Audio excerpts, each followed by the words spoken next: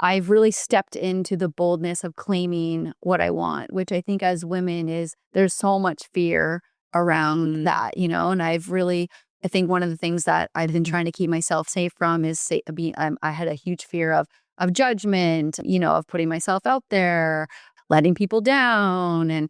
And now, yeah, I have become and am being unapologetic about, what I want and where I'm going and what I want to create. And I think that boldness, there's a lot of emphasis these days in the coaching world, which I love, and just in, like personal growth about like being, like how like it's not about what am I doing, but like who am I actually being? Yeah. And am I acting and holding myself up, or like am I showing up the way that like the leader of a global fashion brand would be? Like how does Desiree in 5 years, like when I'm at that place or whatever, like who is she? What is she doing? What is she wearing? Who is she going to lunch with? What is she eating for lunch? Like where is she?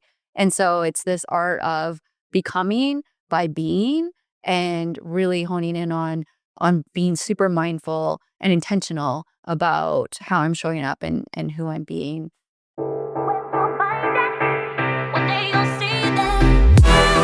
Welcome to The Rise Show, a podcast for highly driven and spiritual women with big ideas, dreams, and visions. Audacious women just like you, who are committed to their evolution and obsessed about all things personal growth, spirituality, manifestation, and feminine embodiment. I'm your host, Nathalie Banaszak, feminine success and branding coach, and I'm here to support you on your journey and path of expansion. I know you're ready for so much more. Permission granted to go for greatness, your wildest desires, and the most radiant and full expression of the brand called you. Are you ready? Let's begin.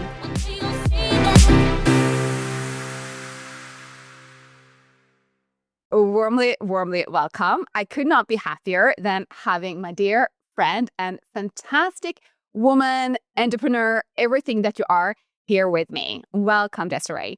Likewise, I'm so honored and grateful to be here, to be your first guest on The Rise Show. Yes. This is actually obviously a little bit special. Well, you are special, and also you are the first woman to come on here, and we get to be here together in person, which is so fantastic. So today, to kind of just introduce the topic, you are truly such a fantastic woman. You are such an impact-driven, mission-based entrepreneur. There are so much to say about you, and I'm going to ask you actually to introduce yourself in just a little bit. But before we do that, I kind of would just want to introduce the whole talk with how we actually met, which is, what was it, like a couple of months ago? Yeah, let's do it. A couple of months ago, yeah. Okay, cool.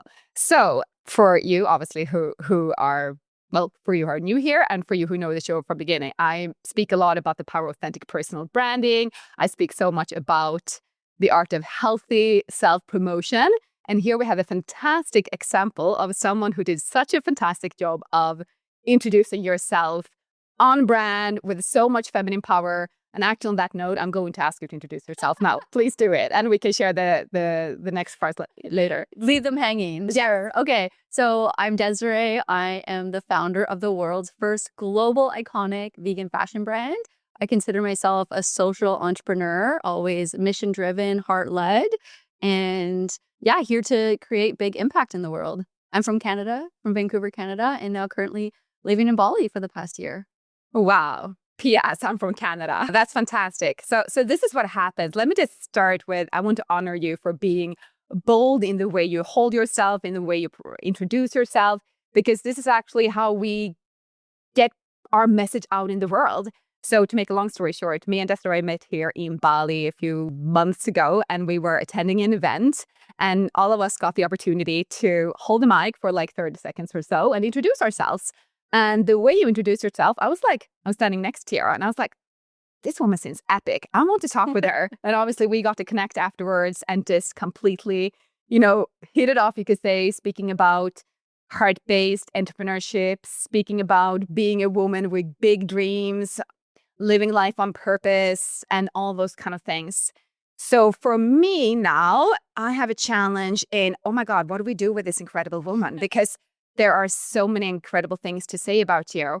But as for everything, I know that a lot of the women and men who are listening to this show is very interested in living on purpose, doing business with heart and soul, and how can we translate our unique skills, gifts, and talents to business. And in the way we speak here, spirit means business. And that's exactly what you've done with your brand. But before we go into what you're doing today, like take us back. What is it that have made you you? Because obviously, born and raised in Canada, you're in Bali. I know you're a serial entrepreneur. You've done so many incredible things.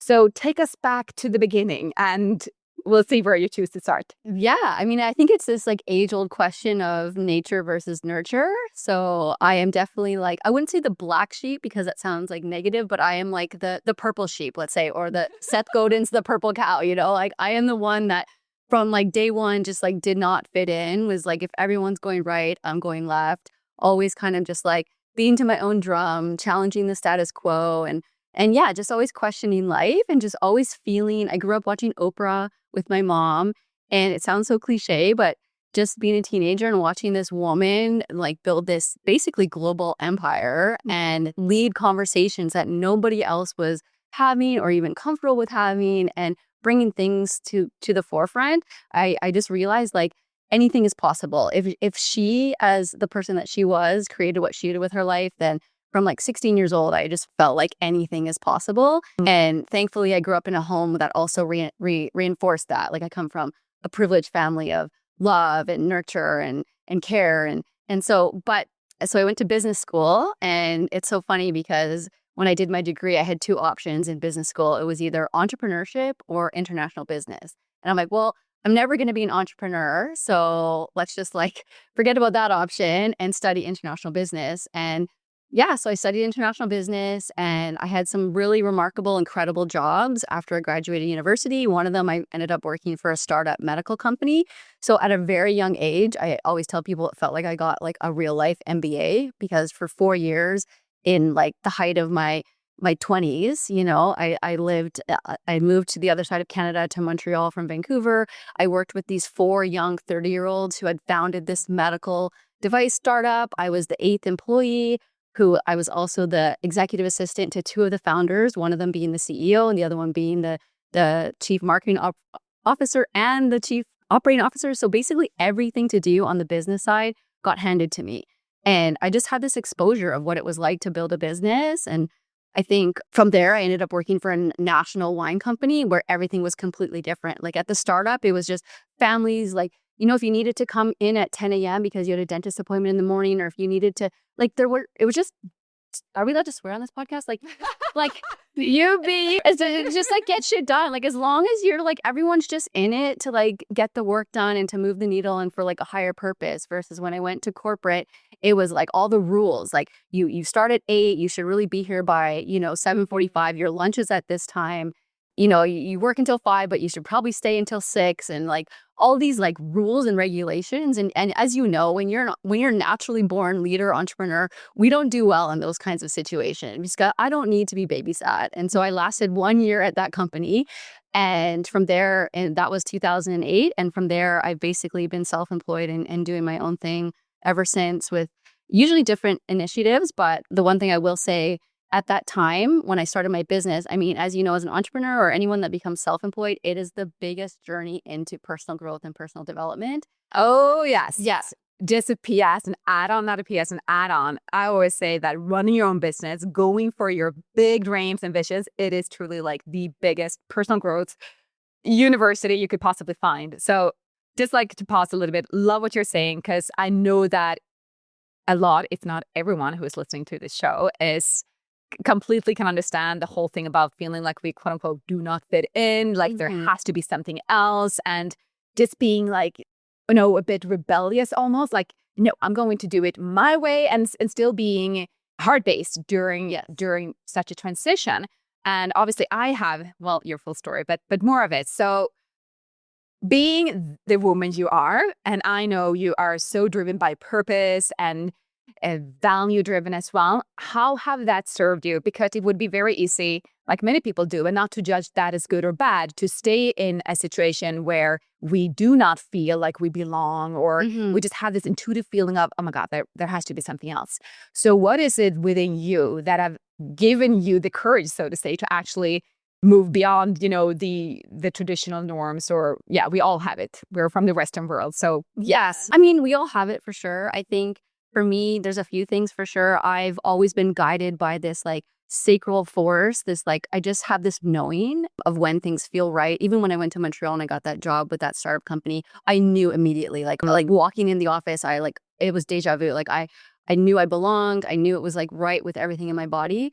And so I'll answer your question, but I provide a little bit more context, because when I started my journey of entrepreneurship, I just started reading all of these books and I had access to all of this personal development. And one of the books that really impacted my life was Stephen Covey's The Seven Habits of Highly Effective People. Yes. And my biggest takeaway from reading that book was that I developed, or I had defined, my own personal mission statement, and I had defined and recognized my own personal values, which you don't really, especially in your 20s, you don't really think about like, what are my values? Like, what do I stand for? And what is the purpose of my life? And so that critical point when I left my corporate job was that I was feeling what I will call, like, I'll refer to probably later on in the conversation, but like dis-ease, which is like I was driving to work, very short drive, and my jaw, like I had pain in my jaw. I constantly felt like I was stressed out, and I'm 28 years old, and I'm like, I am way too young to be suffering from like health problems or like unhappy, feeling miserable. And I just thought, I'm not going to stand for this. Like, so I think one of the things that I'm proud of myself for is always like my bravery and my courage to just be like I didn't know what I was going to do, to be honest, but I did have a bit of a light bulb moment where I thought, I'm climbing a ladder. I don't even like the wall that this ladder is on that I'm climbing. And I saw my future, 10 years from there with my boss, who was 10 years older than me, with 2 young kids, in the office until 6, 7 at night, having to go on business trips. And I'm like, if I ever have a family, which I don't even end up having kids, but like, I just thought that's not the life that I want to, that's not the ladder I want to climb.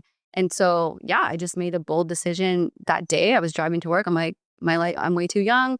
I should not be having health issues at this age. And I put in my 2 weeks and I quit. And then, the story writes itself from there. But I think it's like the knowing, like I think we always know. Yeah. And when we don't follow what we know, then things in our life will start to suffer, and we'll see representation of that tangibly or like externally, either with our health, with our relationships, our finances, name it, like something, those things are going to start to show the problems and the conflict because we're not following our path.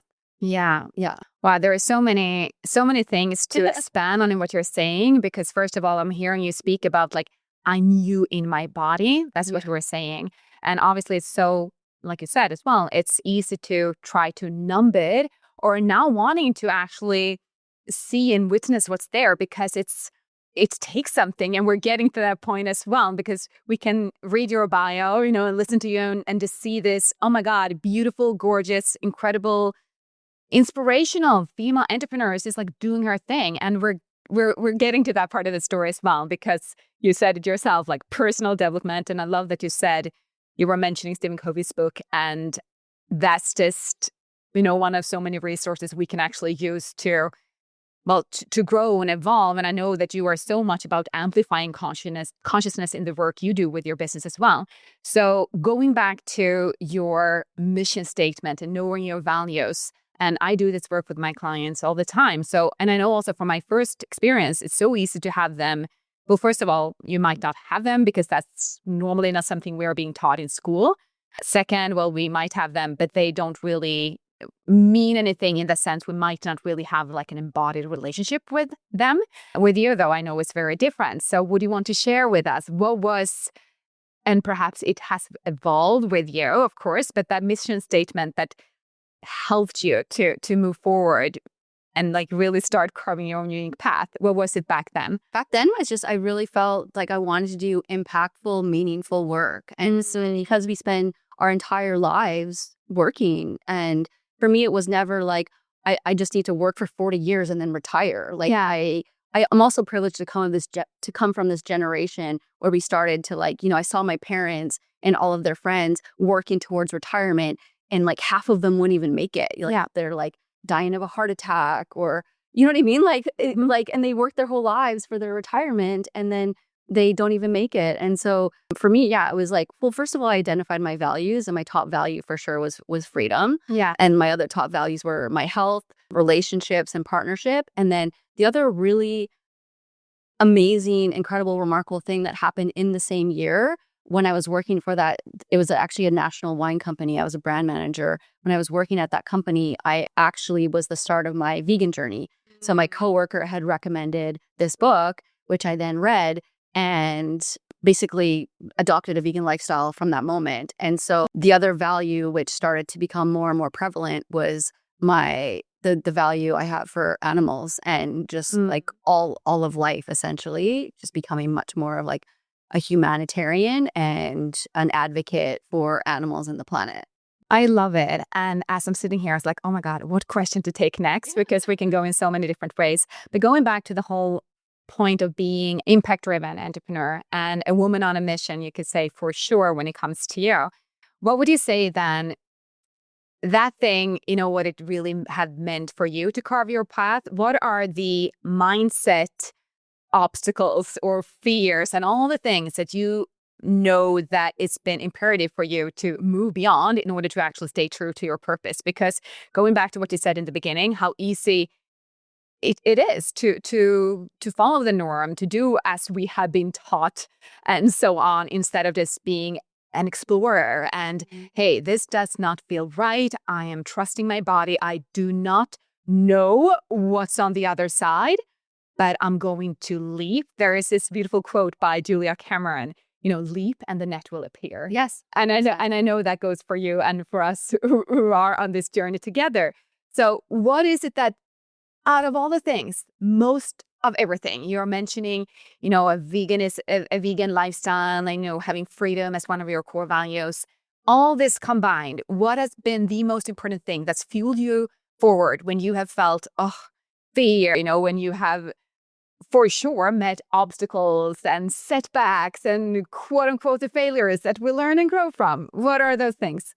Honestly, it's the spiritual practice and coming back to myself. And anytime I'm off path, I suffer in a certain way. And so it's just this constant reminder of that, really listening to like my guiding light. That's always it. And then and taking the bold decisions. Like, I think, to answer your question a little bit more roundedly, like especially back then, I think, because I was younger, and one of the benefits of being me or who I am is that there's always like plus and minuses, right? Like pros and cons. So for me, a pro at the time was that I'm very independent, like hyper independent. And so I don't go to my friends and family for advice. Like, I didn't tell anybody I'm quitting my job, because they would have, like 100 people would have said, what are you doing? Like, you don't quit your job until you have something else lined up. What are you going to do? I told my boss I was going to go be a waitress, and she laughed at me when I resigned. And I'm like, I don't know, but I know, but Yeah, I know what you mean. I'm sitting here nodding. Yeah. And so like being hyper independent, not outsourcing feedback or advice has been like my strength, which again, there can be weaknesses that come along with that as well. But in this time, it was very much a strength. And just always knowing that I know what's best for me. I know, like, yes, maybe I don't know where I'm headed, but I know I have to take this direction. I know it's leading me somewhere. Yeah. And following that, having the gusto to just be like, I'm doing it. And the other pro about being me is that I'm very impulsive. So I'm just like, screw it. You know what I mean? Like, I'm way too young. I got stress in my jaw. I'm not setting another day like this. I quit. No plan, no nothing. Just in hindsight, maybe like might want to have saved up for 3 months and then quit. But here we are. So is this like why we hit it off? Because we have so many different characteristics, and I'm sitting here, we're smiling, and like, I hear you. Even at the same age, we kind of, embarked on that entrepreneurial journey, even though, I always say same, but different. So listening to you, first of all, this honoring, interesting. The first thing you said was, when I asked you like the number one thing that's fueled you forward, you said my spiritual practice, my light within, which I love that you're saying, because this show is also so much about acknowledging our own sense of self, spirituality, whatever we want to call it, whatever faith we might have, and to be bold enough to go for it. And obviously to go for it. And the whole thing of going for it and being bold, well, it would not be scary if we would have known exactly how everything would look. But that would, of course, not have been that big of an adventure either. So I'm just honoring you for being bold and being unapologetically you. And I also kind of want to go back to the fact that you shared a little bit about your journey. I also know that you've been part of an NGO. I mean, you still are. And speaking about being on a mission and really looking into your journey, what is it that makes you you? And knowing that your brand would not be what it is today if you would not have been doing all the stuff you've been doing, the good, well, I'm not going to say the bad, but you know what I mean? The highs, the lows, obviously everything. And that's what makes you so fantastic. What would you say that part of your business? Because that was also about shoes in a sense. Yeah, it's remarkable. Or do you want to share a little bit about that? Yeah, it's remarkable how you have this like, invisible string that kind of like goes through this through line with my life. And it's fascinating to me, even myself. I'm like, I don't know why shoes has been like my thing, but it has. And I think another one of my like, I guess, skill sets or like, positive benefits of being me is I'm a problem solver as well. And so the whole, and I'm just like, it's what I tell people is like when they're overwhelmed, they have this like maybe a big vision or like a big thing they want to do. It's like you don't climb the entire staircase in one go. You just like it's always like one step at a time. Yeah. So with the NGO you mentioned, which is called Ruben Shoes Society, it all started because of a boy named Ruben, my best friend, who's been through everything with me. I was living with at the time that I quit my job, and we ended up starting a business together in financial services. And she had been sponsoring this boy named Ruben. And so for years, she had his little picture as he grew up on her fridge. We were also, roommates. And so Ruben was always a part of our life. And she got a chance to go and meet him. He's from the Dominican Republic. She was on vacation and she got to go to his home and meet him.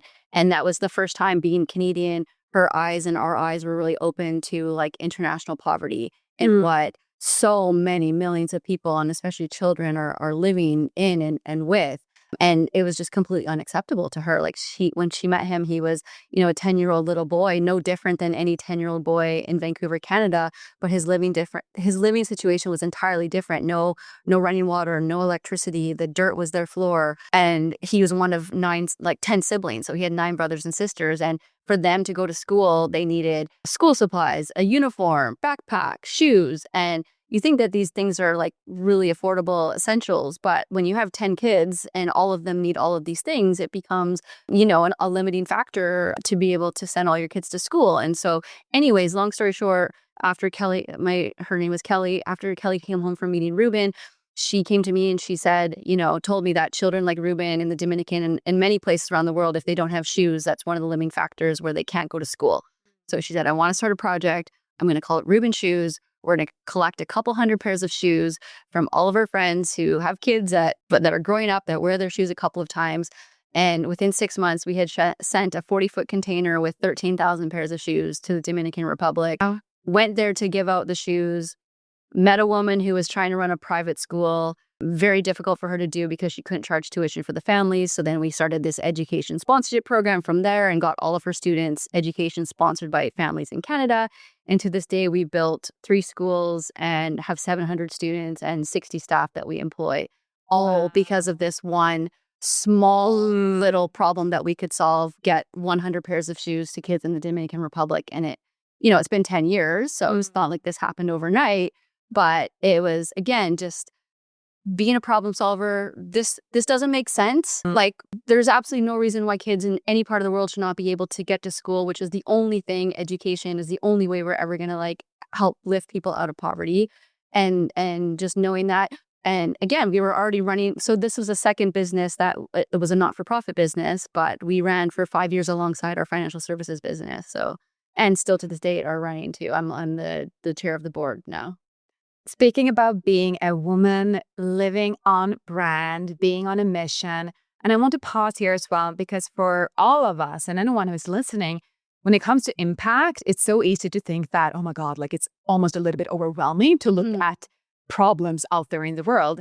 And we tend to underestimate the power we, or even as one person, an individual, like one tiny seed. This was an idea. And I love this because obviously this is what I speak about here as well. Like, how can we take that idea, that dream seed that might seem ridiculous if we share it with quote unquote the wrong person, or just share it sacredly, within ourselves with people we love and trust, and see what it wants to become.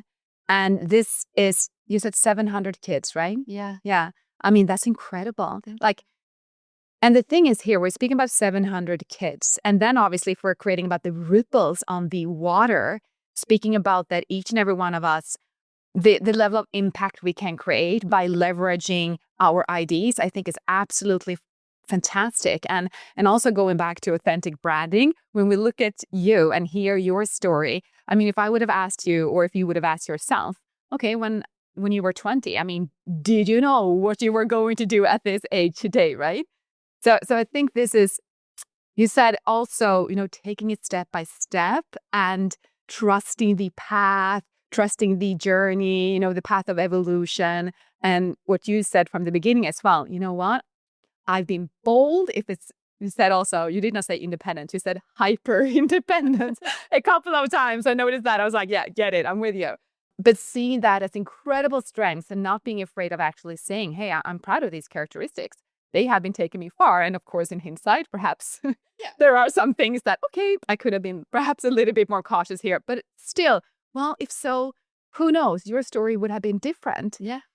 So if we then infuse, obviously, you are born and raised in Canada. I know you've been traveling all over the world. We're here in Bali. You've been living here for the past year, really, really adopting a more nomadic lifestyle, which is a privilege to be able to do that.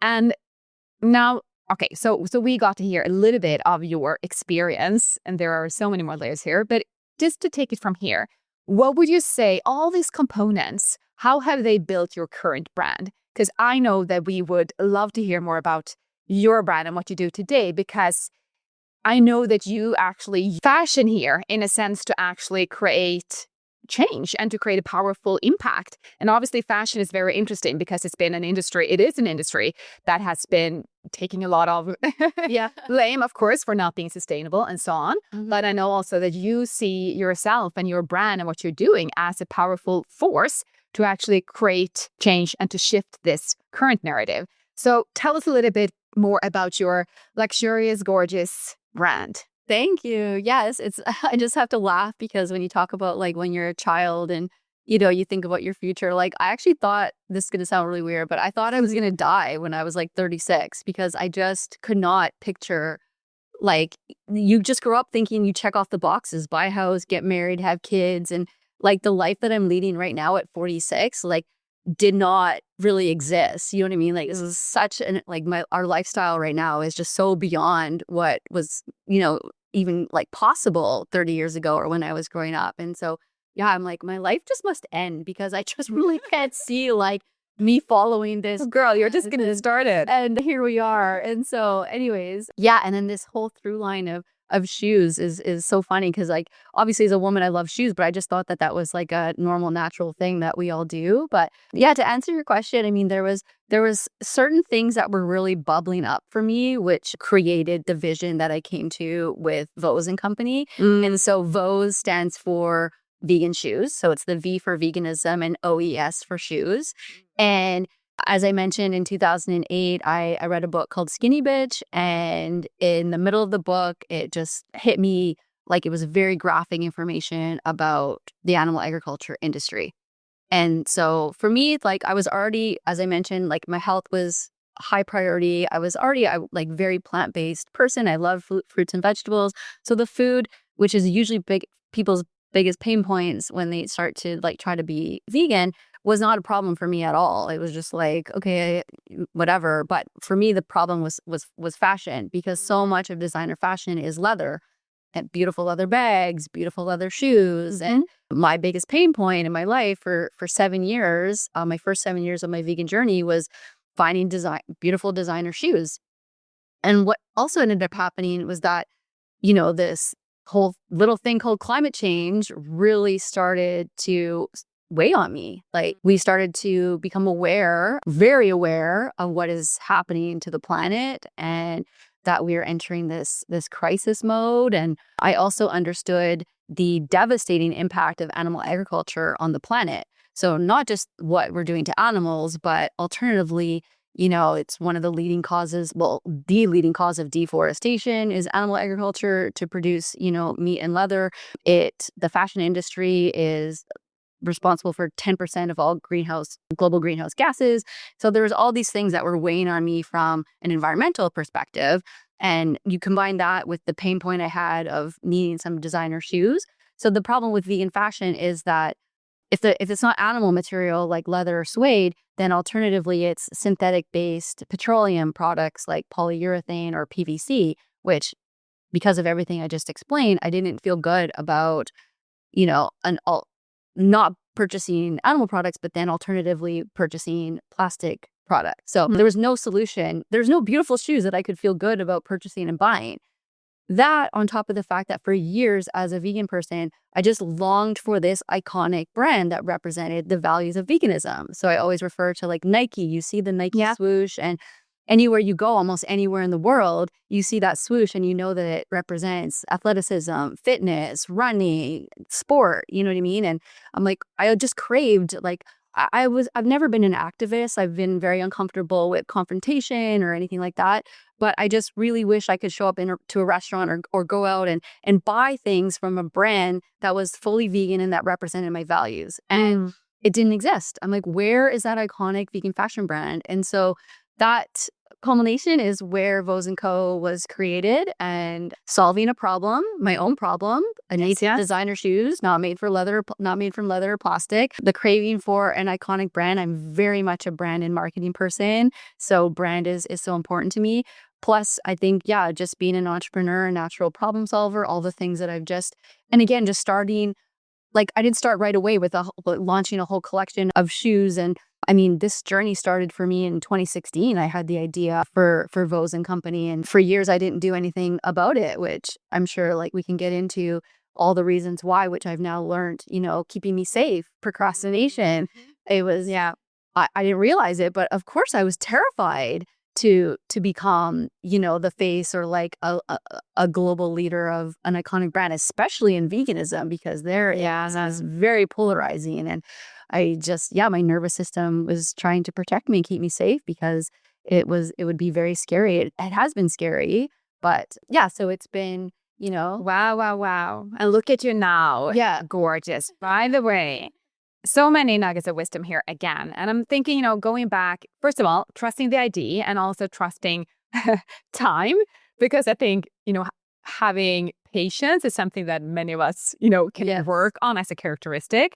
But then obviously there's a time, there's something that is actually time and perspective into growing into the person who was ready to really, step up as a leader for something that you believed in and believe in so much. Then we're speaking about, procrastination and all those kind of things, fears that naturally arise. And that also brings me to what we're going to discuss as well, because it's so easy, again, to just look at success. Oh my God, here you are, you're leading this company, you have done all these beautiful, impactful things in your life. And then we're like, well, actually, there have been multiple steps for you in order to actually be there. And just as you were mentioning now, not only having the thoughts that might limit us, but then obviously looking into how those thoughts are hardwired in our bodies. Like you said, well, it's actually just my nervous system that tried to keep me safe, because obviously the familiar is what's safe compared to just like, okay, I'm just going to take this dream seed and throw myself out in the vegan fashion market that I back then did not really know much about, right? Still don't. You're learning. And I love that as well, because I mean, all of us, we have to sit with those fears. And at the end of the day, either we let them stop us, and of course, at some point, I think we all can relate to times in our lives when we've done that. And then we reach a point where, you said it earlier as well, I made a decision. So can you pinpoint back, when did you make the decision? Because you said, actually, I got the idea. I think you said 2016. Yes. And then you obviously, started you reading the book and you really got into veganism as a lifestyle. And then you got an idea, and then it took you a couple of years until you actually fully stepped into it. And I think let's just pause here and discuss this for a bit, because entrepreneurship, success is something that can be so glorified, specifically in the age of social media and all the things. And we kind of forget the path, the journey, and what it truly takes. Yeah. And for you then, like healing, like really embarking on this transformative path of who you've needed to become. If you would compare who you are today, and obviously you're a little bit older, but still, like, what have been the most important things that you've had to overcome, that you have to be so bold and unapologetic about? You were mentioning earlier your spiritual practice, obviously your values, but really, what is it? If you would just want to take this moment to honor yourself, I am proud of these obstacles that I've chosen to overcome, what would that be?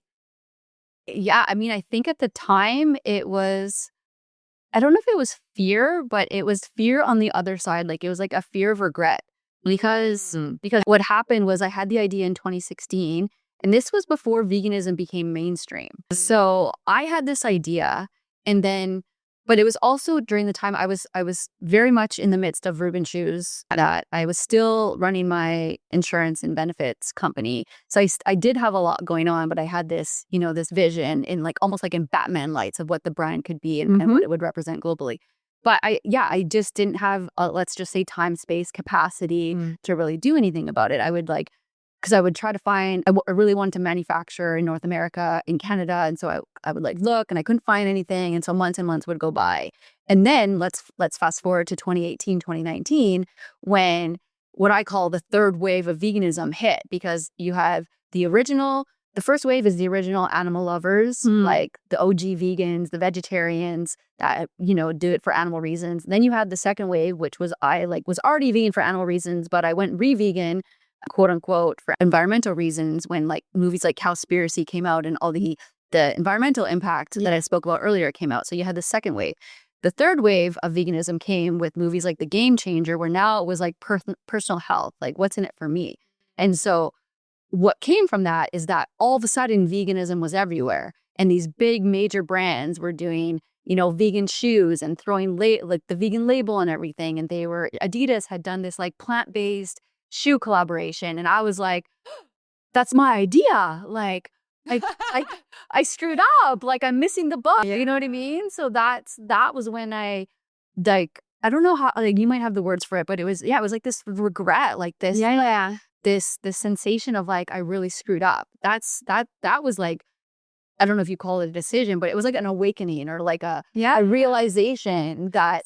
Yeah, I want to add something there. I am hearing you completely. I would say, that regret, oh my goodness, to really tap into, as I would say as well, an fulfilled life and lived life, whatever that means. Obviously, it will be completely different to you, for me. And I think that's what can really, really serve as a catalyst in the best possible way. Sometimes we kind of need something that's brutal and oh my God, I'm going to, miss this train, but am I going to say yes, or am I going to stay small? Yeah. And I think that as well. And I know we have obviously been connecting so much around the topic of, really accepting this calling to play bigger, and to just also acknowledge, what does playing bigger mean to me? Am I going to let Nike and Adidas do those things that actually been living within me for such a long time, instead of just, let me explore, let me give myself permission to explore what this thing wants to be. And then, like you said, okay, I'm just going to take it step by step. And I always say, how can we, use each day for what it's for, and just be okay with the fact that we get to be beginners. Exactly. We get to not, and also to actually drop the need to know everything. Because I think that's such a trap, when we believe that we need to be experts before we even started. That's a trap. Yeah. So I just celebrate you for being bold enough to go for it. And also to remember it's so different as well, what kind of path because you are here, I know, and that your business serves as a tool, you could say, to actually create something that's more long lasting and to shift norm that, well, with your words and everything we're speaking about here, could benefit tremendously with another kind of perspective. And I love that you bring into your brand. And I want to say that as well. And you who listen to this will notice when you check out your website afterwards, you are all about love. Yeah. You are. Because I feel it, and I felt that the first time I met you. And I think that was so powerful. And that's also what's so cool with, smaller brands. Of course, there is a spirit, and there is so much infused with bigger global leading brands as well. But at the end of the day, as a woman, for example, obviously I connect with you. I connect with your story. And that's what's so awesome with marketing and branding. And I know you have, great expertise when it comes to that industry as well. So brand you. You already said freedom, love. We get it. You're a female entrepreneur living a nomadic lifestyle, really going for your dreams. If you would want to just expand that, brand you. Obviously, you are a leader of, something, but you are also a personal brand. How would you describe you? Wow, that's a great question. I feel so. Going back to the question of, what happened, what was that decision point, and you worded it perfectly. It was the catalyst.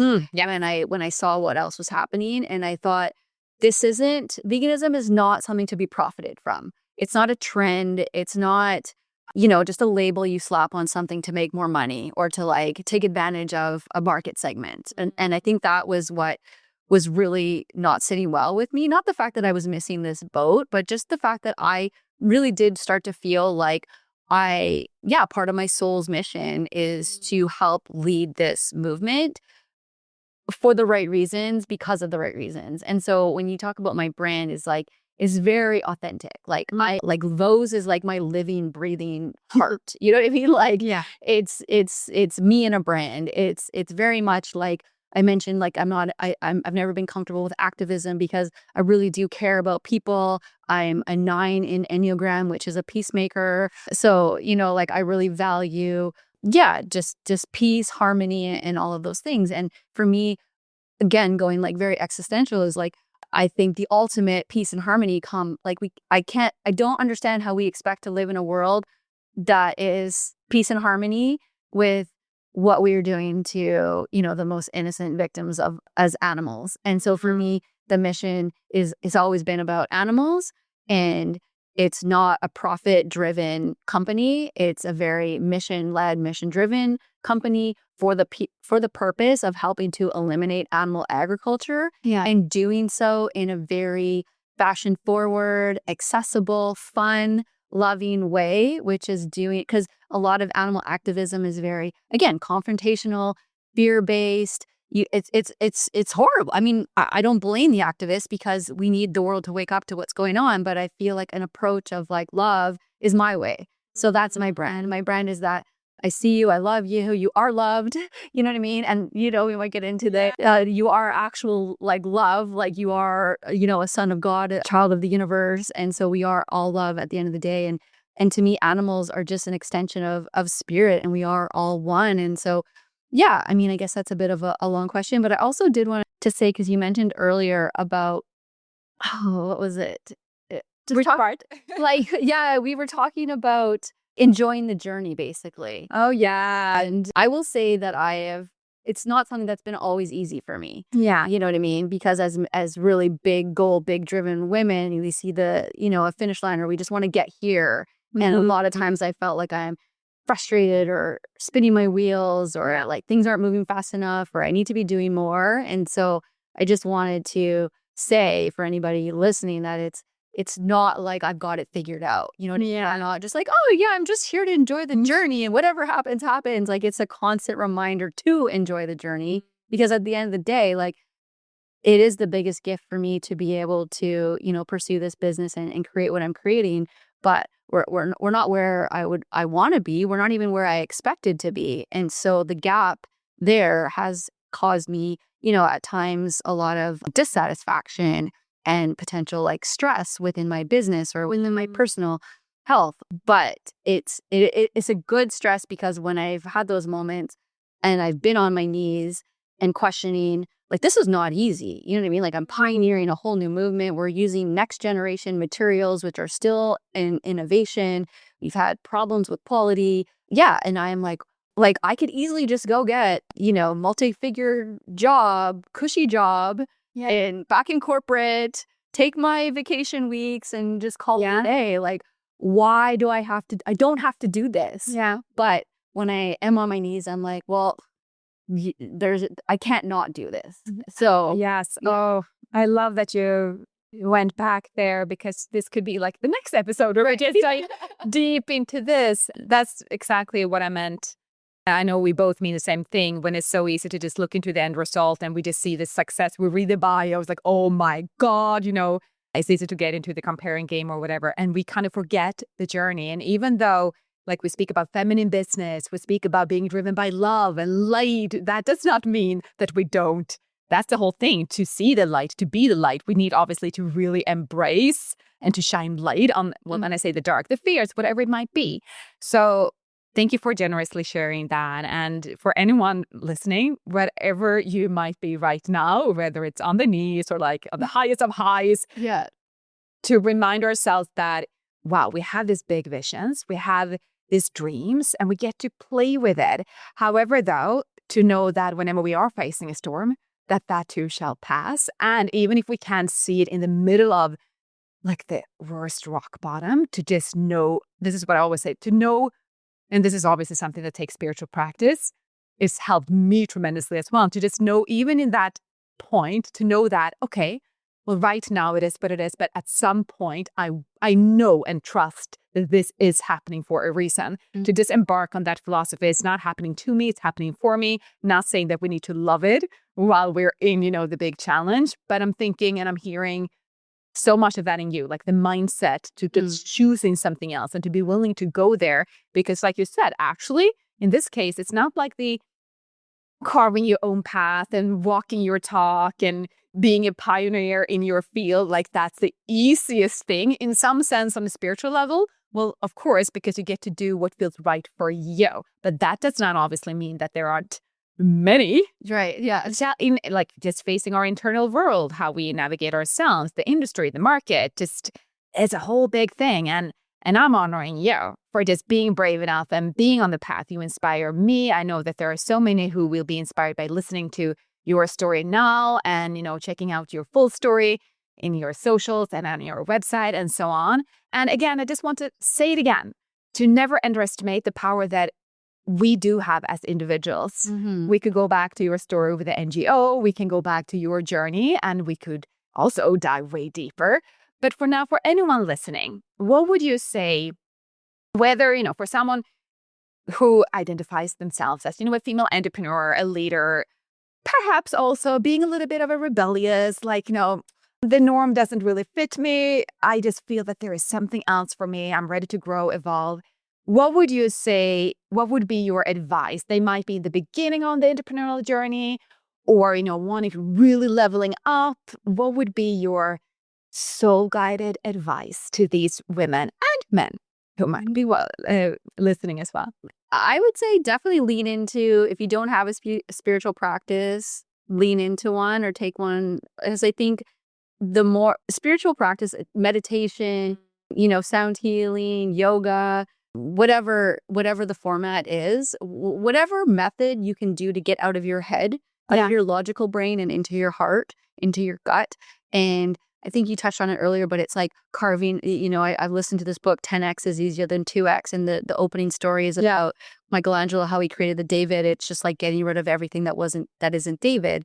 And so I think the spiritual practice is just getting rid of all the noise. So your inner voice gets louder and louder. And I think it's figuring out, finding whatever resources will help you really hone in and tune into that voice, that calling, and maybe, like purpose has like a very good PR team, but like, I know that it's not as easy for everybody to define their purpose or their passion. And so I've heard a lot of people on podcasts talk about curiosity.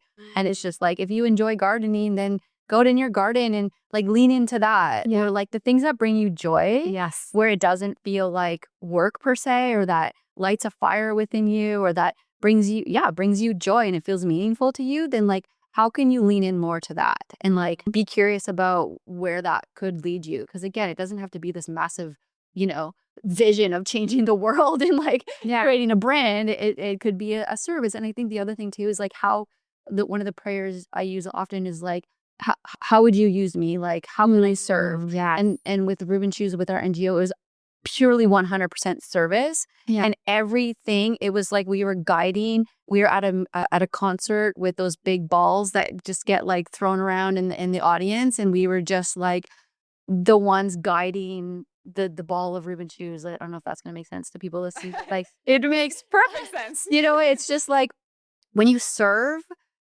and you do it for reasons outside of yourself or your ego, then I think that's when you'll really see things like come together. Like the doors just open for you. You'll see the synchronicities. So it's just like lean into how you can be of service, being curious about what you enjoy or what you're passionate about. Hire a coach. I've always been a proponent of working with coaches, and I've had several different ones over the years that have always helped to, it's just that sounding board that really helps you, because other people see us so much more clear than we see ourselves. Yeah. You know what I mean? Especially good people. So if you surround yourself with good people, they will bring out the good in you. And do not share any of your ideas with people that, are not living bold lives themselves, because they'll be the first to shut them down because they'll project their fears and insecurities onto you. And so highly 10 out of 10 do not recommend sharing with anybody that is going to potentially pour water on your fire. You need the gasoline burners. Yeah, you need the cheering squad. I love that. And that's also, one of the things that I love so much about you. And when we have been connecting, we have seriously been on expansive lunches together. I think I was like, hey, do you want to meet up for an expansive lunch? And we're like, love that. Let's do that. That's basically lunch where we just dive into our dreams. So we kind of just like expand together. That was just inside on. But let me go back to what you were saying. Thank you for sharing that wisdom. I heard you say, obviously, just, lean into and find a spiritual practice that feels right for you. Well, whoever who is listening, wherever that would be, meditation, yoga, something that gets us out of our heads into our bodies. And then obviously also, I loved it. And I think also sometimes like follow what lights you up, for example. Okay, that might be cliche, but oh my God, it's so powerful. Because I think as well, speaking about being an impact-driven entrepreneur on a mission, it does not need to mean that you're the next Oprah or whatever that mean. Could be, if that's the right thing for you. But what you said there, to just tap into the word service, that's just so beautiful. Because that's like the whole thing as well when we spoke about accept your calling to play bigger. And I think this is so important to emphasize. For someone, playing bigger might be to go for that corner office, and change the world through that company. For someone else, it might be to get the hell out of there and start a countryside bed and breakfast and serve families who want to tap into nature. That just came to me. But regardless of what that be, well, that's a service. You are contributing in creating, more love and light in your own way. So I think that's a very easy thing to kind of get. And I do this a lot, obviously, with coaching, just defining the purpose. Like, what is it? Well, what is it that I truly want? And you said then, well, how can we access that thing that's ours if it's just too noisy? Well, they said, and I should, and all those things. And I mean, we're all nodding here who have not felt that. I think one of the most important things we truly can do is to be brave enough to liberate ourselves from what others will think and really, really make it a priority to stay true to what feels right for us. Like you said in the beginning of your story, you said that I just felt it in my gut. I just knew that it was something else. And back then, it's pretty fair to say, well, you did not know that you were going to sit here and speak about your, global fashion wear. Like it's incredible. And I think that's what I love so much about storytelling. What is it that makes you you? And knowing that every single little thing, not only the wins and all the successes, that's fantastic, but to just recognize that those would not have been there if you would not have been willing to face all those fears and to be willing to to rise above it all. And that's what this podcast is so much about as well. How can we come together? And again, might sound like a cliche, but it's so true. What you said there too, whether it's hiring a coach and please like surrounding yourself with people who aim higher, who you feel in line with your values. So this becomes a catalyst for growth. I'm just witnessing how impactful that have been for me. And I know we have talked about that a lot as well. So okay, we could keep on going forever. I want to ask you so many more things, but for now, what would you say, what's the thing that you are currently very focused on rising above? Wow. Well, I think you met me in the height of my rise, because one of the things, to answer an earlier question of yours too, of like what's been the number one thing that's happened, or my characteristic, or anyways, I've really stepped into the boldness of claiming what I want, which I think as women there's so much fear around that, and I think one of the things that I've been trying to keep myself safe from is I had a huge fear of judgment, of putting myself out there, of letting people down. And now, yeah, I have become and am being unapologetic about, what I want, and where I'm going and what I want to create. And I think that boldness, there's a lot of emphasis these days in the coaching world, which I love, and just in, like personal growth, about like being, Yeah. like how like it's not about what am I doing, but like who am I actually being? Yeah. And am I acting and holding myself up, or like am I showing up the way that like the leader of a global fashion brand would be? Like how does Desiree in 5 years, like when I'm at that place or whatever, like who is she? What is she doing? What is she wearing? Who is she going to lunch with? What is she eating for lunch? Like where is she? And so it's this art of becoming by being, and really honing in on being super mindful and intentional about how I'm showing up and who I'm being. Yeah. Wow, I'm nodding here, and it's so interesting. I feel we're so in line. My last podcast episode, well, a couple of them, it's actually called, Becoming Who You Desire to Be, Intentional Identity Creation. And I know that's something that you've been working with the previous coach. And I think that's so important for us. You said claiming my light, claiming my dream, claiming who I'm here to be, and to remember as well, we can be loving while we're claiming that. Because I think when we're using words as unapologetic, we were speaking about this, unapologetic feminine entrepreneurship. That was going to be the topic for today's episode as well. And how can we do that just by our presence? Because it's so much about an energy, like you said, who we are being, but to really be intentional, to be conscious about it, and to recognize how that shifts our reality. And that's obviously why I got so drawn to you in the beginning. I could see that. I was like, damn, she's talking with power. I want to speak with her. But you did, and you do. And that's obviously also very contagious. So yeah, I'm very, very excited to see, to follow and see where you're going next. Also, okay, we're going to wrap up here now. But on this note, I have to ask you, because what we do together as well, we have been dreaming big and so on. What's your bigger vision right now? If we're speaking about really going for it, claiming your grandest vision, what is the future you see? Share with us. Yeah, I see Voes being a common household name, like Lululemon, like Nike, Adidas, in the next few years of just this buzz where it just takes off like wildfire, where people know about us, love the brand, love the shoes. We've expanded our collection. We are in retail stores and online globally, in the UK, in Europe, in North America.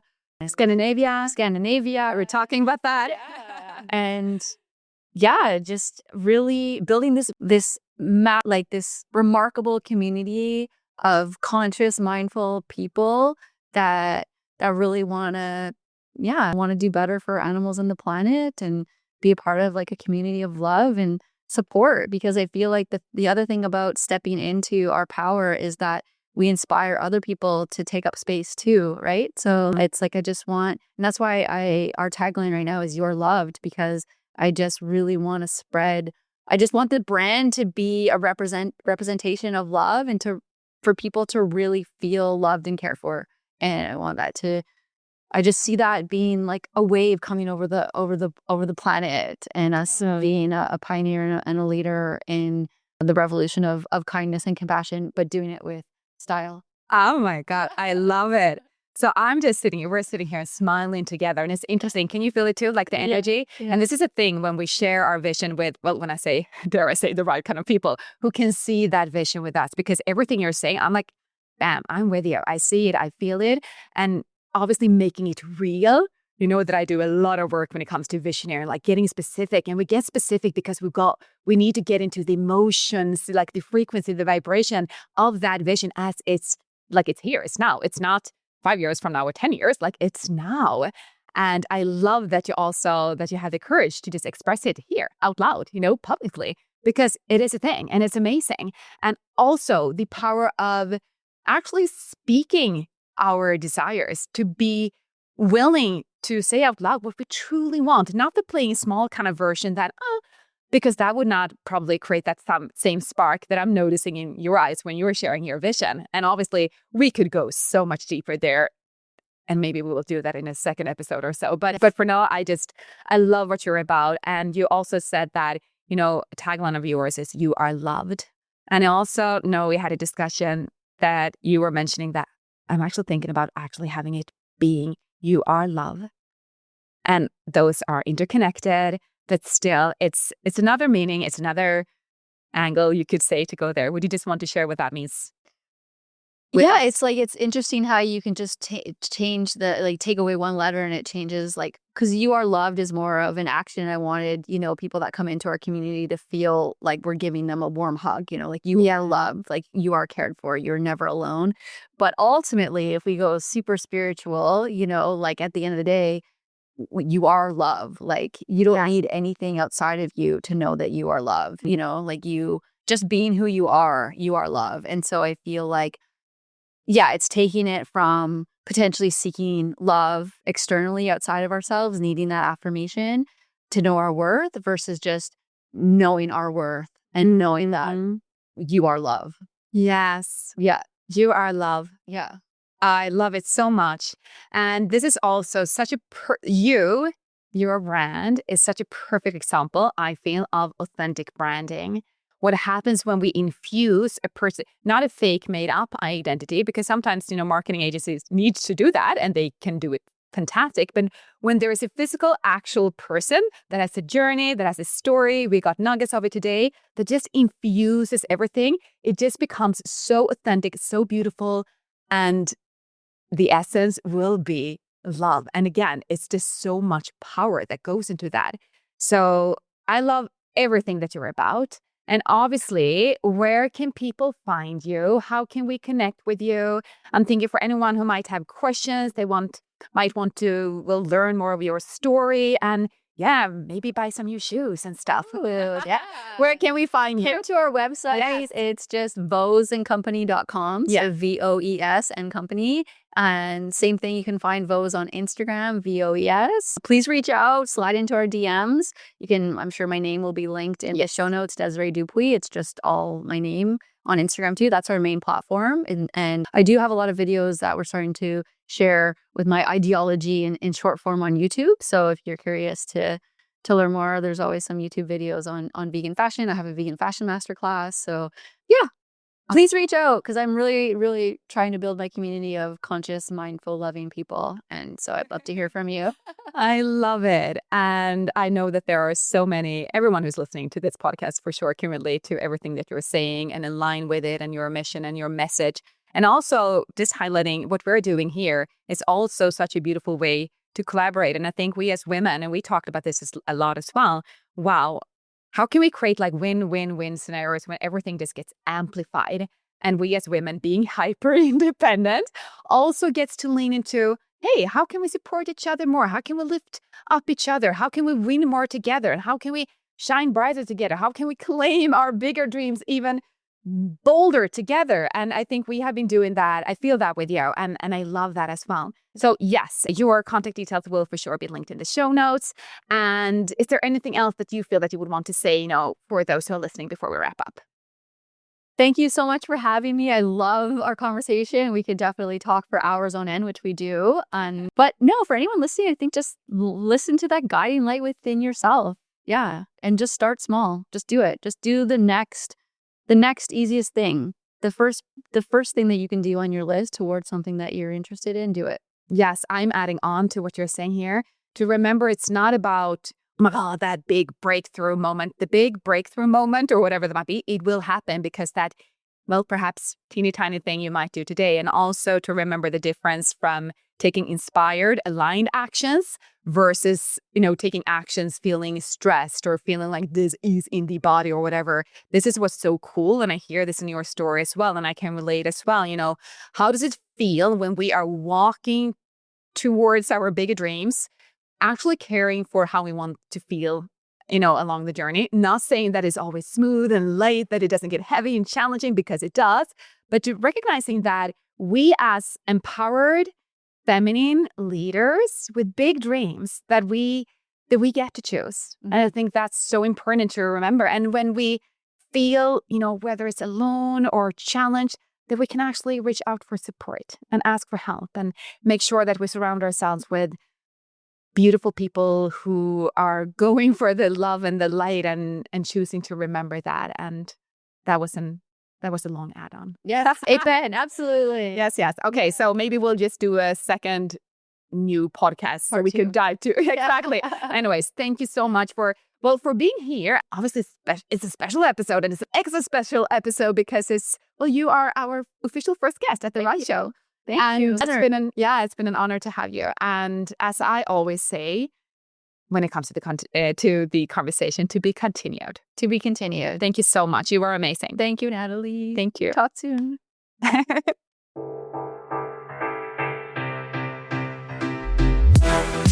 If you loved this podcast, please go ahead and subscribe. That way you get updates anytime I post a new episode. And if you're feeling extra generous, go ahead and share this with a sister needs to hear this message and leave a review. It would mean so much, as I love to envision a world with more feminine, embodied leaders. If you're looking to further grow, evolve, and expand your life and business, connect with me on Instagram and sign up for my Rise newsletter. Get ready to receive special announcements, inspiration, high vibe self-empowerment, tips, hacks, and tools on how to become the woman you most want to be right into your inbox. Link in the show notes. Until next time, have a gorgeous week.